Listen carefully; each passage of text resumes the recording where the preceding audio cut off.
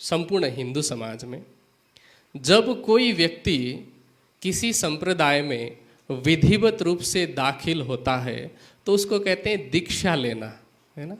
कुछ लोग कहते हैं नाम ग्रहण लेना, कुछ लोग कहते हैं मंत्र लेना, अलग अलग शब्दों का प्रयोग करते हैं। और अब ये मान्यता बहुत पहले से चली आ रही है कि मंत्र शब्द का प्रयोग कहाँ जाकर के किया है? हरिद्वार में पहुंच करके, जब वहाँ के साधुओं ने, वहाँ के विभिन्न संप्रदायों के आचार्यों ने पूछा कि आपका मंत्र कौन सा है, तो वहाँ श्री जी ने क्या कहा? मंत्र तारतम सोए।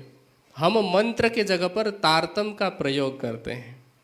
मंत्र शब्द का विशेष अर्थ क्या होता है? मंत्र शब्द का अर्थ होता है मननात् इति मंत्रः, जिसका मनन किया जाए, जिसका चिंतन किया जाए, उसको मंत्र कहा जाता है।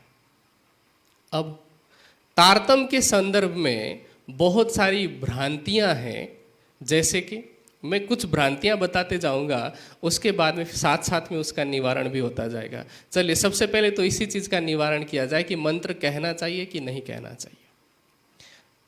देखिए, यदि किसी व्यक्ति को निजानंद दर्शन में, जिसको हम बोलचाल में बीतक की भाषा में निजानंद संप्रदाय कहते हैं, उसमें दाखिल होने के लिए तारतम की चौपाइयों का, चाहे कोई एक चौपाई का प्रयोग करे या 6 चौपाई का प्रयोग करे, उन चौपाइयों का प्रयोग करके किसी को दीक्षित कर रहे हैं तो वहाँ हम मंत्र कहेंगे। उसमें कोई बुराई नहीं है मंत्र कहने में। लेकिन यदि हम ये कहें कि ये ऐसा मंत्र है, इसको गुप्त रखना चाहिए, गुप्त ना रखें तो मंत्र की शक्ति समाप्त हो जाती है, और मंत्र 16 अक्षर का ही होना चाहिए, तो यहाँ फिर गलत है। पहले वाले भाव से ठीक है कि दीक्षित करने के लिए आप कोई चौपाई कह रहे हैं, चाहे आप श्री कृष्ण जी का कहें, श्री जी साहिब जी का कहें, वो विषय ही अलग है। लेकिन मंत्र है कि नहीं, उस संदर्भ में बात करें तो दीक्षित होने के लिए या दीक्षा देने के लिए यदि आप 1 या 6 चौपाइयों का प्रयोग कर रहे हैं तो आप मंत्र कह सकते हैं, लेकिन ये शक्ति समाप्त हो जाती है।